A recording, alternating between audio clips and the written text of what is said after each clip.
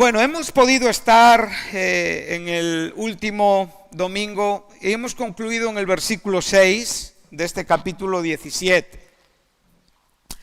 Hemos podido ver la importancia de lo que aquí se nos está enseñando y hemos podido traer, como digo, un significado histórico, simbólico y profético de lo que Babilonia es en la Biblia. Esto lo tenemos que tener siempre presente. Dios quiere enseñarnos lo que Babilonia es y representa. Y pudimos venir desde sus orígenes en el libro de Génesis, de su fundador Nimrod.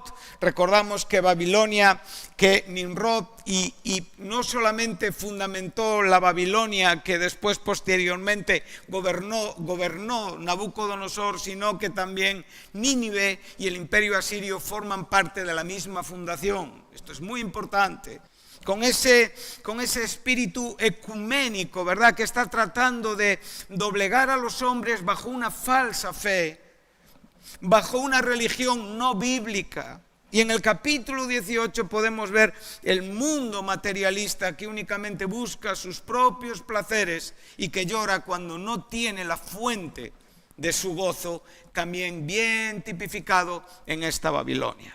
Entonces podemos ver un espectro muy amplio de lo que representa y significa. Y yo te digo, hermano, en esta mañana que abras tu corazón como se nos animó al principio, que realmente no rechaces, porque estos asuntos espiritualmente son fundamentales y son importantes.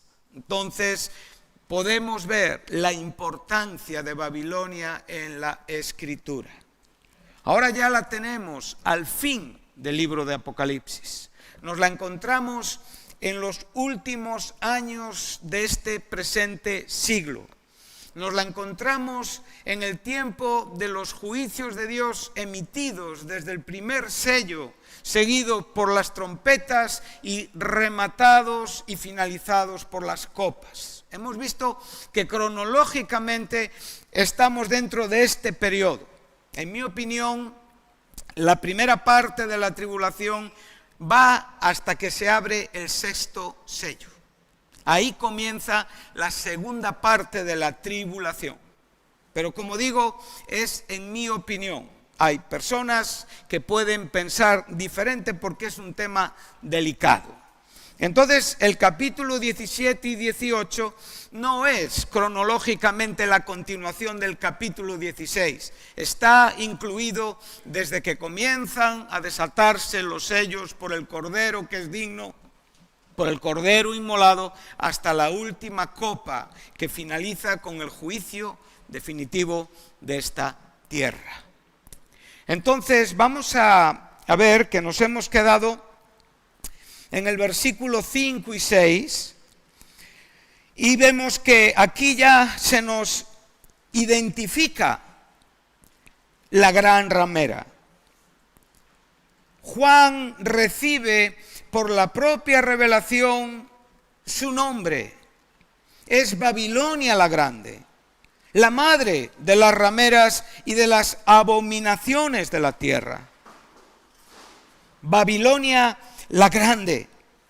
Bueno, este término grande nos está hablando de su fama y de su adoración y de todo lo que tiene que ver con lo que ella ha representado a lo largo de su historia.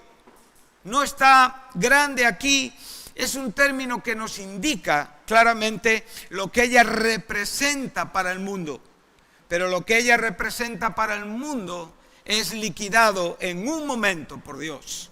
Dios lo ve como una abominación, como digo, es una situación llena de pecado, es un saco lleno de miseria. Lo que el mundo ve, Babilonia la Grande, Dios lo ve como una ramera. ¿Y una ramera por qué? Bueno, por lo que estamos diciendo. Porque cuando hablamos de adulterio espiritual, vemos perfectamente que a Israel, al pueblo escogido de Dios, se le acusa de haberse comportado como una prostituta y haber ejercido un adulterio espiritual. ¿Por qué? Porque ha sido influenciado por la madre de todos estos adulterios, que es Babilonia. Y ahí podemos ver que es un espíritu que está influyendo en el mundo. Entonces vemos que es Babilonia la grande, la madre de las rameras y de todas las abominaciones de la tierra.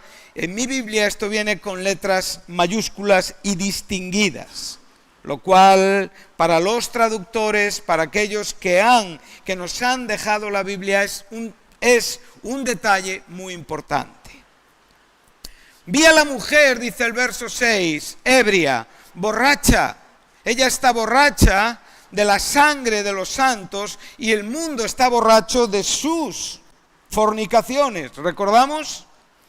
Y de la sangre de los mártires de Jesús, y cuando la vi, quedé asombrado con gran asombro. Bueno, hemos visto que podíamos pensar que aquí se nos habla de dos grupos diferentes, santos del Antiguo Testamento, mártires de la tribulación, pero posiblemente se esté hablando de todo el pueblo de Dios a lo largo de toda su historia, lo cual para mí es más convincente y creo que me da una idea más clara y más concreta y no lía tanto mi interpretación.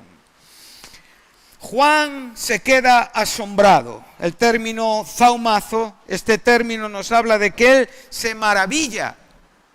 O sea, qué diferente es lo que vive Daniel de lo que vive Juan. Esto es importante decirlo.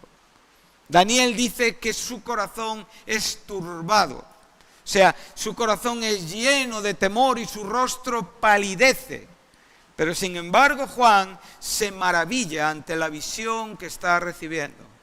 Y este maravillarse creo que también debe de ser lo que nuestros corazones sienten ante esta grandiosa y gloriosa verdad, porque esto está aquí también para ti y para mí. Amén.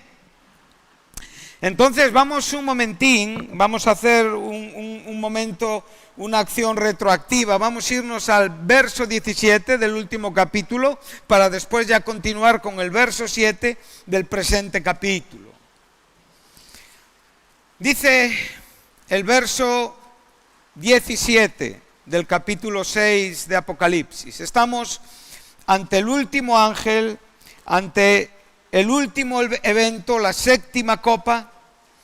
Dice que este ángel derramó su copa por el aire, exactamente igual que el cuarto ángel, que también derramó su copa por el aire. 16, versículo 17. Y salió una gran voz del templo del cielo y del trono, diciendo, ¿quién está en el trono? Juan vio quién estaba en el trono, amén. En el trono está Dios, ahí en el trono está el Cordero, sentado a la diestra de Dios. Ellos están en el templo del cielo y hay una voz que sale desde los cielos ante la última copa y ante el último ángel. Bueno, si tú quieres saber quién va a tener la última palabra en este y por este y sobre este mundo, será Dios. La historia del mundo se distingue por muchas palabras, por muchos mensajes, falsos y verdaderos, engañosos y divinos.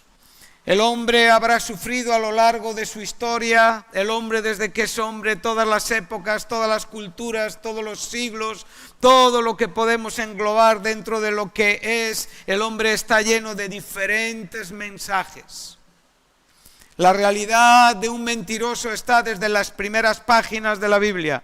El contraste entre la verdad y la mentira, como la tenemos aquí hoy, en la propia decisión de nuestro corazón, está ya desde el capítulo 3 de Génesis. Por lo tanto, aquí no estamos descubriendo nada que en el mundo no estuviera. Estamos viendo lo que en el mundo ha estado hasta este momento. Pero la mentira tiene fecha de caducidad. Satanás tiene fecha de caducidad. Su aportación y su influencia en el mundo tiene fecha de caducidad. Todo lo que tiene que ver con Satanás, con la bestia, a quien claramente identificamos como el anticristo. Nosotros bíblicamente tenemos diferentes maneras de llamar al anticristo. Juan le llamó en sus cartas anticristo, con todo lo que eso significa, aquel que se opone a Cristo. El prefijo anti nos lo enseña, y no solamente nos habla de que es alguien, sino de que es un espíritu que está en el mundo. El propio Pablo identificó el anticristo como el hijo de perdición, el inicuo, el hombre de pecado. Y Juan nos habla de él en Apocalipsis como la bestia. Daniel lo identifica como el cuerno pequeño. Todos ellos nos hablan del mismo. Pero su actividad tiene los días contados. Hoy estamos más cerca de nuestra salvación que cuando creímos. Y nuestra salvación no solamente es la glorificación o la redención perfecta de nuestras almas en nuestro destino eterno, sino es el fin de toda actividad pecaminosa en este mundo para dar paso a los cielos nuevos y la tierra nueva donde habita la justicia. Gloria a Dios. ¿No es esto lo que deseamos en la vida? ¿No puedes decir amén a estas palabras? ¿No compartimos este mismo deseo? ¿No queremos estar juntos? Ayer recibí una llamada desde Argentina. 10.000 kilómetros separan nuestros continentes. Unas personas que están siguiendo estos mensajes, sintiéndose en comunión espiritual, compartiendo la misma expectativa y gozándonos sencillamente por una breve conversación telefónica, viendo que este será el final, nuestra victoria ya ganada por Cristo en la cruz. Pero hasta ahí tenemos dificultades, hay dificultades, pero el Señor tiene la última palabra. Entonces, cuando estamos ante este verso 17, vemos que hay una gran voz del templo del cielo diciendo: hecho está. Esta es la misma palabra con el mismo significado que cuando Jesús en la cruz, en Juan 19:30, dijo: consumado es. Está acabado. Esto es un presente perfecto, es un hecho consumado y acabado. En la misma manera que Cristo dijo tetelestia como algo que estaba ya rematado, aquí Dios está diciendo: hecho está. Ya solamente no queda absolutamente nada más. El final de todo esto será su palabra. Él comenzó todo con su palabra y lo terminará con su palabra. Esto me anima. Entonces, podemos ver que en este momento hubo relámpagos y voces y truenos y un gran temblor de tierra, un terremoto tan grande cual no lo hubo jamás desde que los hombres han estado sobre la tierra. Observa que hace un momento te hablé de Juan 19:30, ¿verdad? Cuando Cristo en la cruz del Calvario, vamos por favor ahí y después iremos a Mateo 27.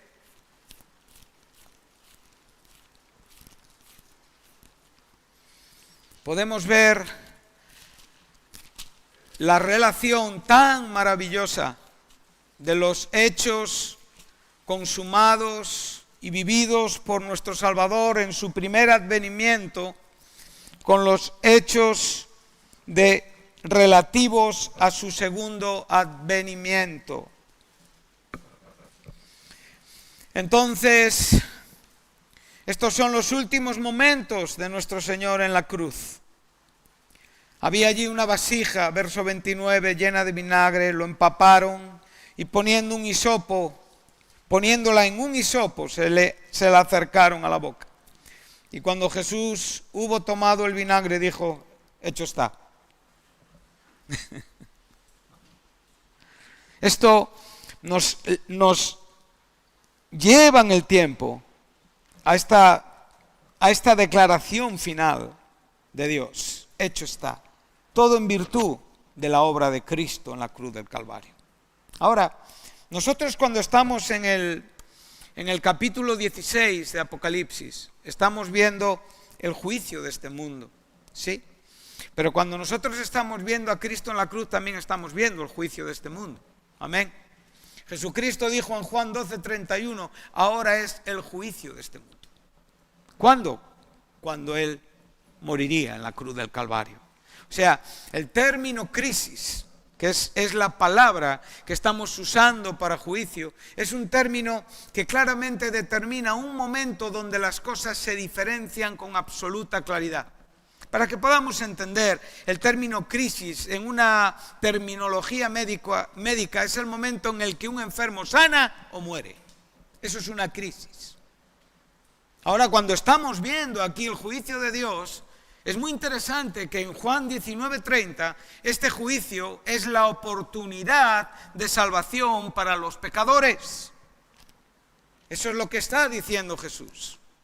Ahora mismo es el juicio de Dios, yo voy a morir en la cruz, cuando yo fuere levantado, a todos atraeré a mí mismo.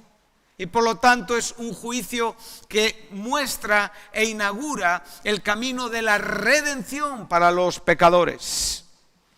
Pero es un juicio que se une también con el juicio final, porque todo va a estar relacionado y todo va a estar determinado por la propia obra de Jesucristo en la cruz del Calvario. Recuerda que en esa media hora de silencio en el cielo, en el que Juan se entristeció y no había nadie digno, ningún ser, ni ángeles, ni arcángeles, ni querubines, ni serafines, únicamente había alguien digno, el Cordero inmolado, o sea, el Cordero inmolado, quien murió en la cruz del Calvario. Él es el digno de ejecutar los juicios de Dios sobre este mundo. ¿Por qué? Porque murió en la cruz del Calvario. Este juicio es un juicio tremendamente importante.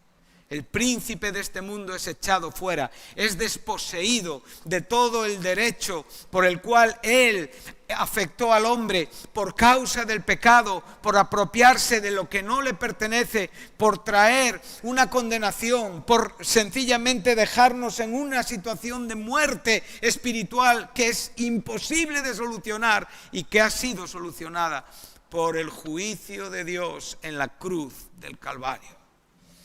Entonces, cuando pienso en esto, mi corazón empieza a latir. Empiezo a identificarme con la Escritura. Empiezo a ver la Escritura vivir en mi propio corazón y la profecía tiene sentido. Pero si tú tratas de entender la profecía separada de todo lo que la palabra es, vas a acabar con tu cabeza hecha un lío y no llegarás a ningún sitio. Porque es el Espíritu Santo quien nos tiene que guiar. Si en esta tarde estás sin Cristo, si en esta mañana, no has dado tu vida a Cristo, recuerda que ha habido un juicio en este mundo. Y es un juicio que abre esperanza para los pecadores que en esta mañana me estáis escuchando y que no tenéis la gracia de Dios sobre vuestras vidas. Hoy debes de arrepentirte. Hoy debes de asegurar tu vida. Hoy debes de darle a Dios el derecho de ser tu Señor. Hoy debes de reconocer delante de Dios que eres un miserable, que alguien que no merece su gracia, que eres un pecador, que constantemente atentas contra su bondad y contra su misericordia, pero que Él te ofrece una salvación. Este es el juicio que abre la puerta de la salvación para los pecadores. Pero el del capítulo 16 de Apocalipsis es el juicio que condena a los pecadores para la eternidad. Estamos hablando de dos cosas relacionadas, pero en una manera muy profunda, diferentes. Amén. ¿Cuánto tenemos que agradecerle al Señor, verdad? Entonces vemos que nuestro bendito Salvador inclinó la cabeza y después se entregó el Espíritu. Normalmente los hombres mueren e inclinan la cabeza. Pero Él inclinó la cabeza y entregó el Espíritu. Tiene un dominio sobre la vida y sobre la muerte, aún muriendo en la cruz por nosotros. Gloria a Dios. Mateo 27. Podemos ver los hechos que acontecieron. Versículos 50 y 51. Y después regresamos a nuestro texto. Estamos en el mismo momento que hace un momento en el Evangelio de Juan. Entonces vemos, este hecho está desde dos perspectivas, desde la cruz y desde el juicio final en el templo del cielo, en el trono de Dios. Dice, mas Jesús, habiendo otra vez clamado a gran voz, entregó el Espíritu. Y he aquí, simultáneamente, en el momento en el que Jesucristo inclina su cabeza y entrega su Espíritu, el velo del templo de Jerusalén se rasga de arriba abajo. No todos sabemos perfectamente la grandeza de esa cortina, el peso de ese velo, imposible para manos humanas. Un velo que claramente separaba la presencia de Dios de los pecadores, pero que la carne, que es el cuerpo de Cristo, el cual es tipificado por este velo, como nos enseña Hebreos 10, en el momento en el que Cristo entrega su Espíritu, inclina su cabeza, se abre de arriba abajo. Todo viene de Dios hacia nosotros. El nuevo nacimiento es de arriba abajo, y aquí la misma palabra, Genao Anoden, nos habla de arriba abajo. ¿Y qué sucede? ¿Te puedes imaginar estos momentos? Ese velo se rasga, imagínate todo el conjunto de fariseos religiosos asistiendo a este momento. Piensa todo lo que se estaba viendo a los pies de esa cruz, en la propia ciudad donde estaba el templo. Estaban ocurriendo cosas. Dice que la tierra tembló y las rocas se partieron. Es el juicio de Dios. Es la manifestación de la gloria de Dios respaldando a aquel que estaba muriendo en la cruz. Y ahora podemos comprender cómo ese soldado a los pies de esa cruz dijo, verdaderamente este era el Hijo de Dios. Podemos comprender muchas cosas que nos hacen mejores espiritualmente. Si vivimos pensando en estas verdades, si vivimos para agradecer estas verdades, para experimentar estas verdades, nuestra vida será mejor. Pero cuando nosotros llegamos, volvemos de nuevo a Apocalipsis,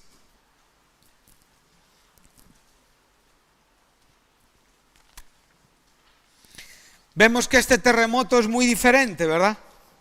Aun cuando podemos ver y aprender de aquel que sucedió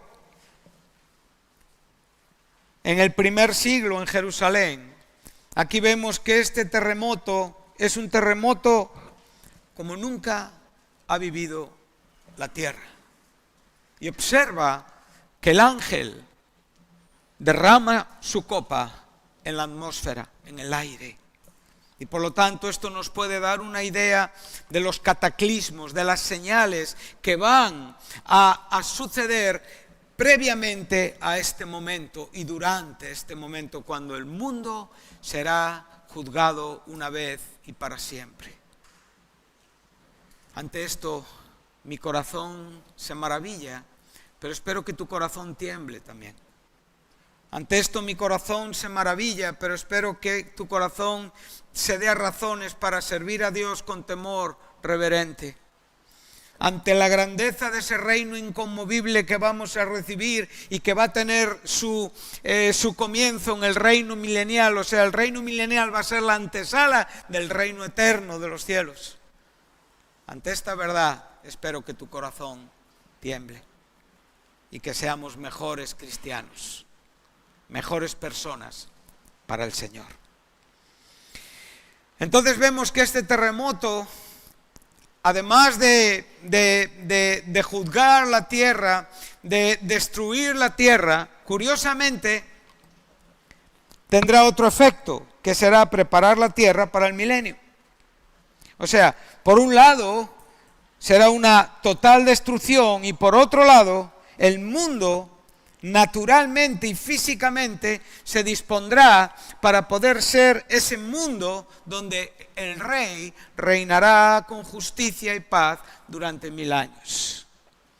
Será tremendo, ¿verdad? Por un lado, el desmoronamiento de todo, ¿sí? Por un lado, una serie de sucesos que están juzgando a los hombres, que están juzgando a la apostasía, que están juzgando a todas las... Y por otro lado, simultáneamente se está preparando el mundo para el reino milenial. Observa el verso 19. Y la gran ciudad, y aquí es importante distinguir, y la gran ciudad fue dividida en 3 partes, y las ciudades de las naciones cayeron, y la gran Babilonia vino en memoria delante de Dios. Y aquí tienes la gran Babilonia que hemos citado en el versículo 5. Esta es la razón por la que hemos ido un poquito hacia atrás, para darle el cáliz del vino del ardor de su ira. Seguimos con lenguaje figurado. Dice, y toda isla huyó, y los montes no fueron hallados. O sea, se nos está hablando de un allanamiento general de la tierra, de una serie de sucesos que sucederán en los océanos y en la propia tierra. Observa el paralelismo significativo que aquí encontramos. Y no confundamos la gran ciudad con la gran Babilonia. Son 2 ciudades diferentes. La gran ciudad es Jerusalén, que es la que se prepara para el reino mesiánico. Cumpliendo la profecía de Zacarías, el monte de los olivos se partirá en 2 y el Señor Jesús pondrá sus pies sobre este lugar. Y a partir de este momento habrá un templo, habrá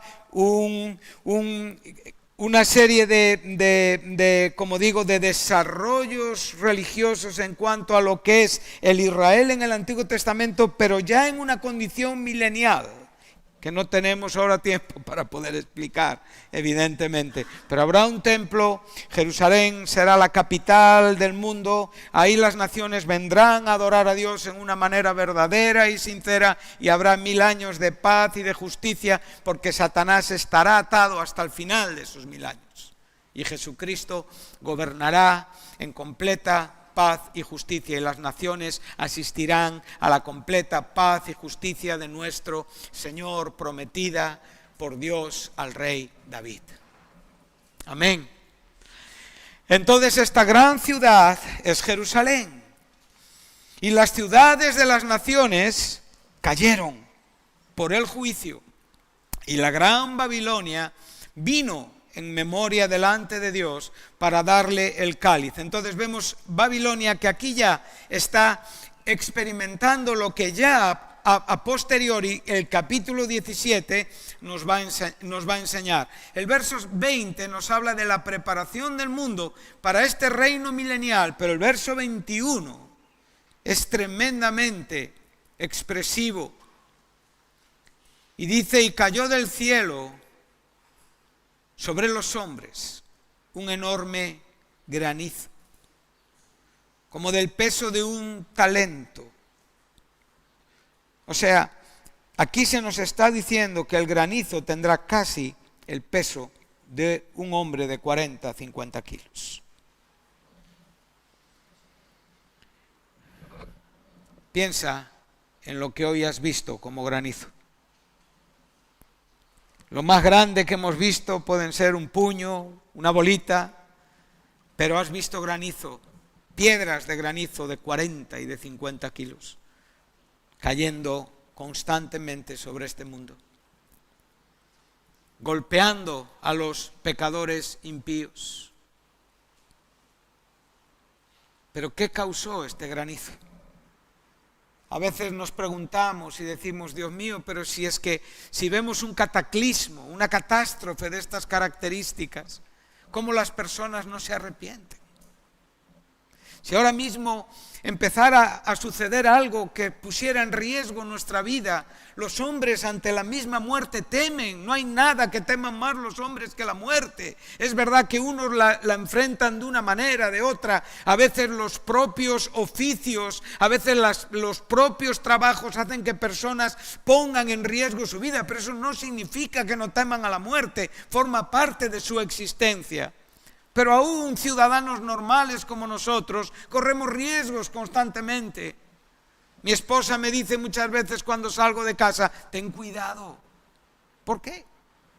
Porque teme por mi vida, porque teme por mi salud, porque teme por mi integridad. A veces, cuando tú visitas personas en sus últimos momentos y les hablas de Cristo, sus ojos quieren aceptar la fe. Son muchos cristianos que testifican de que sus padres ateos, incrédulos, familiares, amigos ateos, incrédulos, en esos últimos momentos de su existencia dijeron sí a Jesús. ¿Por qué? Porque temen a la muerte. Pero aún así, el Evangelio es eficaz en sus corazones si lo hacen bajo la dirección del Espíritu Santo y la gracia de Dios, no por mi buena voluntad o mis buenos deseos. Pero en este momento la gente está sucumbiendo debajo de piedras de granizo gigantes y sin embargo lo único que sale de sus corazones es blasfemia. Para que puedas imaginarte el mundo donde los hombres van a vivir momentos antes del regreso de Jesucristo. Considera la justicia de Dios. Considera el juicio que perdona y el juicio que castiga. Mira su santidad, contempla su gloria y teme.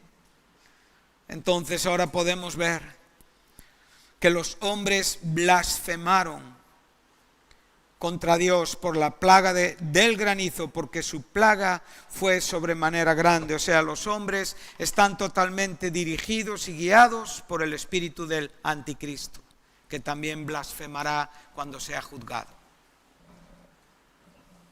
¿Quién está dirigiendo hoy tu vida, hermano? ¿Quién gobierna tu vida?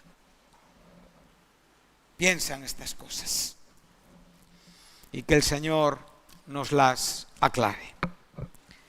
Vamos hacia adelante. Entonces ya vamos ahora a entrar al versículo 7 del capítulo 17. Ya hemos estado en los 6 primeros versículos del 17, ya hemos identificado el momento, ya hemos identificado la gran Babilonia, esa gran ciudad, ya hemos identificado la gran ciudad que es Jerusalén, pero también esa gran ciudad que es Babilonia, pero con dos destinos totalmente diferentes. Ahora aquí ya tenemos que hacer uso, y me gustaría que fuéramos a Jeremías 51 un momento, para estar unos minutos en un versículo.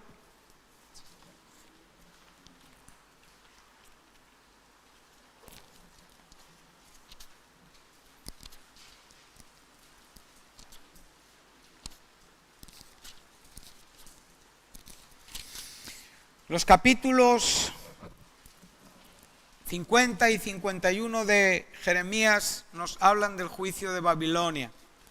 Os animo a que los leáis porque son muy interesantes.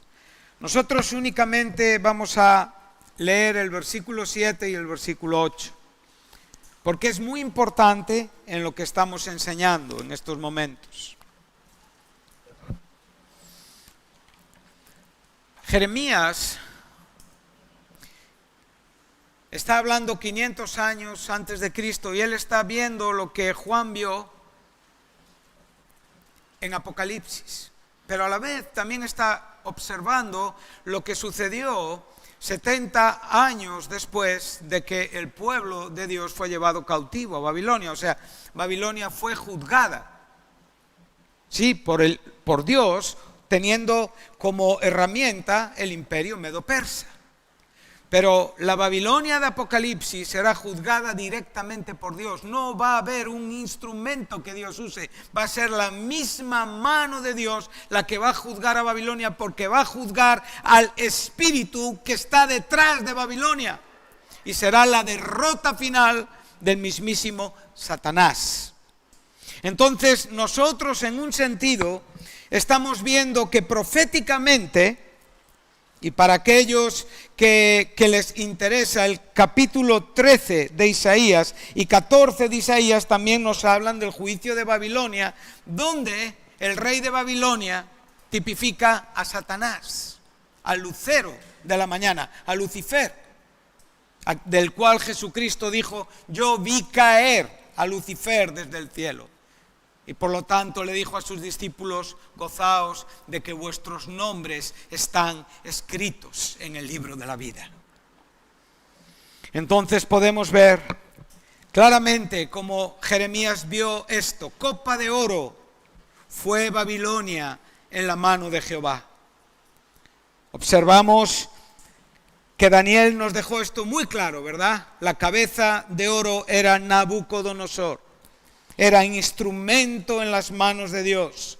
Y ahora dice: copa de oro fue Babilonia en la mano de Jehová, que embriagó a toda la tierra, y de su vino bebieron los pueblos.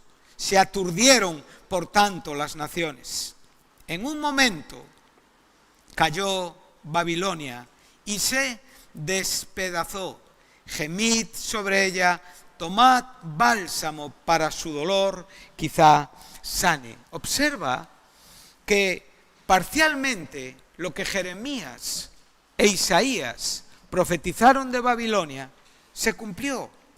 Pero Jeremías no solamente apuntó al regreso de la cautividad y al juicio de Dios por parte del imperio medo-persa, sino que Jeremías apuntó al juicio final de Babilonia. No tenemos duda de identificar: es una copa de oro en manos de Dios, y que realmente y soberanamente está obedeciendo a un propósito diabólico y terrible por el cual será juzgada, y de ella bebieron las naciones, del vino de su fornicación.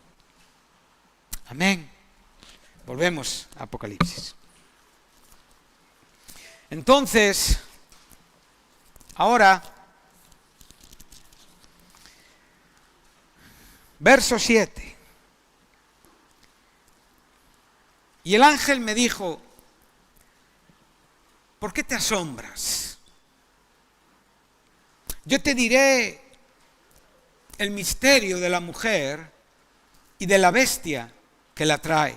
Recordamos, la mujer venía sentada sobre una bestia, ¿sí? Eso nos lo enseñó el versículo 3 que leímos anteriormente.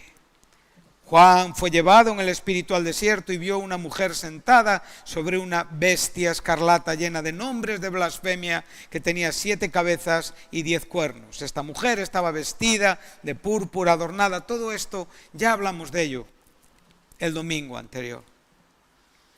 Ahora Juan va a recibir por parte del ángel la explicación del misterio de la mujer y de la bestia que la trae, la cual tiene las 7 cabezas y los 10 cuernos. Y lo primero que le va a explicar lo vamos a encontrar entre los versos 8 y 14. O sea, va a describir a la bestia, para después tomar tiempo con la mujer en los versículos finales de este capítulo. Verso 8. La bestia que has visto era y no es, y está para subir del abismo e ir a perdición. Y los moradores de la tierra, ¿quiénes son los moradores de la tierra? Aquellos que no están escritos. ¿Dónde? Desde la fundación del mundo, en el libro de la vida. Vamos un momento al capítulo 13 para que veas versículo 8. Estamos hablando del mismo momento. O sea, la bestia que está describiendo el capítulo 17 es la misma bestia que se describe en el capítulo 13. Por eso nos dice que era una bestia que era, no era y que subía del abismo. O sea, estaba, no estaba y venía del abismo otra vez para ir a la perdición. Entonces dice, a esta bestia la adoraron todos los moradores de la tierra. Y otra vez hay una aclaración, cuyos nombres no estaban escritos en el libro de la vida del Cordero que fue inmolado desde el principio del mundo. Aquí podemos ver con absoluta claridad la grandeza de nuestra salvación. La gracia que hoy nos acompaña a todos, a muchos o a algunos de los que estamos aquí.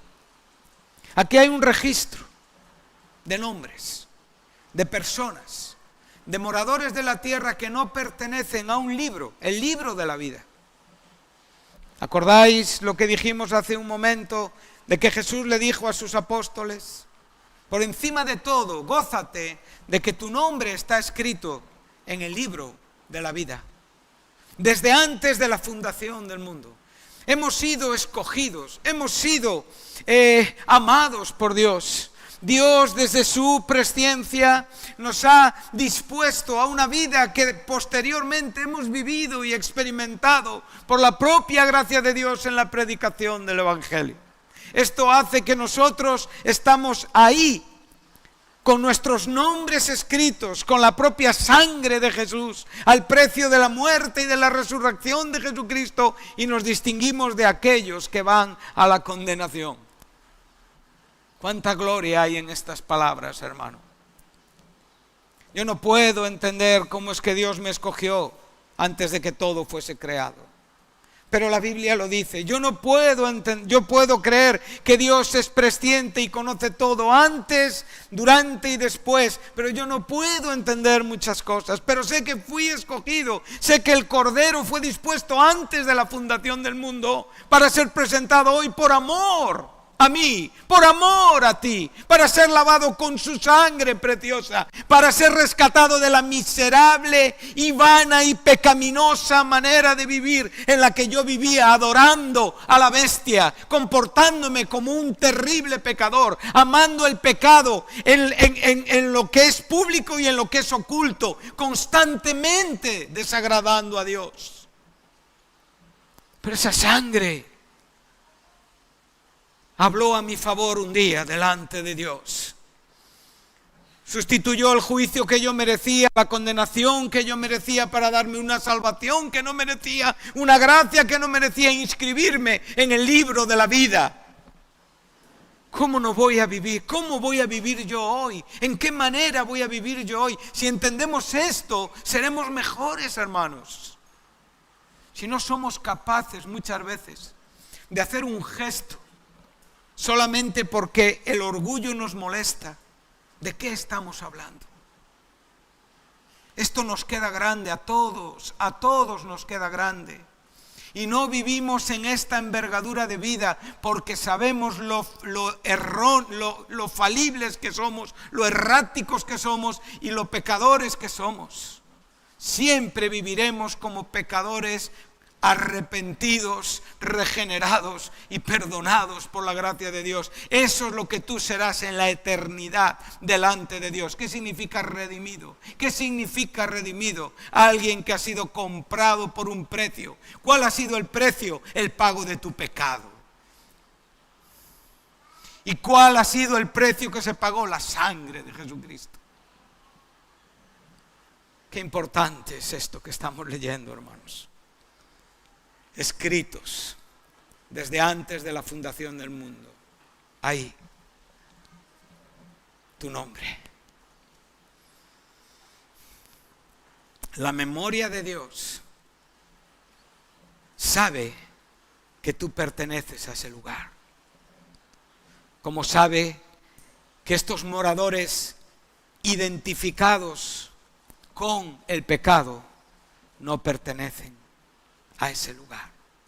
Esos libros, literales o figurados, se abrirán.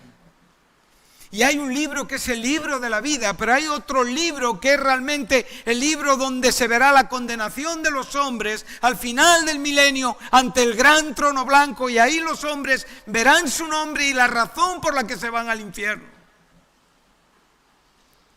Es importante entender lo que estamos hablando. Es importante activar nuestro corazón, incentivar nuestro amor por Dios, conmovernos, maravillarnos, ser felices espiritualmente, amar a nuestros hermanos, respetar a la iglesia, a nuestros pastores, entender lo que significa, entender la Biblia para poder vivir mucho mejor conforme a lo que la palabra nos enseña, porque esa es la razón por la cual tú fuiste rescatado, no para que vivas como alguien independiente de todo y de todos y únicamente dirigido a aquellas cosas que te parecen bien o mal. Has sido lavado en una sangre para amar a la iglesia, para amar al cuerpo de Cristo, que fue comprado con el mismo precio con el que yo fui comprado. Y hay muchos cristianos no saben nada de esto, nada absolutamente, porque no entienden la Biblia. Por favor, hermanos, nadie merecemos entender la Biblia, pero Dios quiere que todos entendamos. Por eso el ángel le dice a Juan, esto es para el corazón, para la mente que tiene sabiduría. Y posiblemente Juan, no sé si estaría entendiendo todo lo que veía, o yo igual tampoco soy llamado a entender todo lo que aquí está sucediendo, pero te puedo asegurar que los hombres que lleguen a este momento lo entenderán, porque lo vivirán tal y como está escrito. Y un día en la gloria lo entenderé. Y allí se habrán acabado las preguntas, porque no habrá preguntas. La misma presencia de Dios responderá a mi necesidad. A veces los cristianos especulamos. ¿Cómo será? Le queremos dar una forma muy humana, porque todavía estamos muy apegados a esta tierra, porque todavía necesitamos de muchos consuelos humanos, y está muy bien, disfrútalos, pero no es lo más importante. Prepárate para ser consolado eternamente por Dios y vive por este momento, donde no habrá preguntas, porque si hoy tú piensas, y lo digo con todos los respetos, que eres merecedor de lo que tienes, entonces algo está fallando en tu interpretación de la Biblia. Yo no soy merecedor de nada de lo que tengo. Y la vida más perfecta y más justa y más santa que pueda ser expuesta por un hombre aquí en la tierra no es merecedor de lo que tiene. Esto nos hace humildes y nos ayuda a pensar correctamente.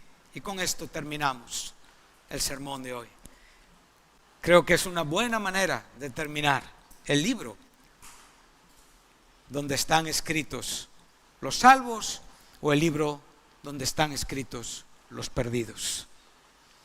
Te recuerdo que todo esto que estamos estudiando, no solamente Juan lo vio Daniel en una manera perfecta, diferentes nombres, diferentes conceptos, pero todo habla de lo mismo. La profecía es tan perfecta. Y si Dios cumplió los asuntos con la Babilonia histórica, y si Dios cumplió con asuntos que son posteriores a la Babilonia histórica, y si Dios cumplió con tantas profecías que fueron hechas, consumadas, cumplidas en la cruz de Jesucristo, ¿cómo no va a cumplir con ese 10% que queda en su palabra? Dios es Dios fiel y misericordioso y cumplidor de sus promesas. Y como dice, vivo yo en este tiempo que estamos estudiando Números 14, y que mi gloria llena toda la tierra, que todo lo que yo digo se hará. Él tiene la primera y la última palabra, amén. Y esa última palabra, por favor, hermanos, que nos que podamos leerla, porque no estaremos en este momento, o creo que no estaremos, porque creo que la Iglesia no estará en este tiempo de tribulación. El programa con la Iglesia termina antes de la tribulación para dar paso al programa con Israel, la semana 70. Daniel dice claramente, 70 semanas están dictaminadas sobre tu pueblo y sobre la santa ciudad, Jerusalén de nuevo. Por lo tanto, no estaremos aquí, pero creo que es un argumento más que suficiente para vivir santamente, para luchar contra el pecado, para menospreciar todo lo que es pecado, para vivir en la Iglesia, amar a la Iglesia, respetar a nuestros hermanos, respetar los ministerios en la Iglesia, respetar a nuestros pastores, vivir sujetos en una manera bíblica y correcta, para que esto sea mejor y para que nuestra juventud crezca y mañana sean hombres y mujeres de Dios porque han visto un ejemplo en nosotros. No han visto crítica, no han visto desprecio, han visto misericordia y razones para siempre amar por la gracia que hemos recibido. Si tú piensas que eres un pecador, que inmerecidamente ha sido perdonado, ¿cómo no vas a amar? Es imposible. Pero cuando pierdes de vista este pensamiento, entonces, religiosamente eres muy salvo, muy legalista, eres un hombre una mujer muy entendido de muchas cosas que dice la palabra, pero si no tengo amor, nada soy. Nada soy.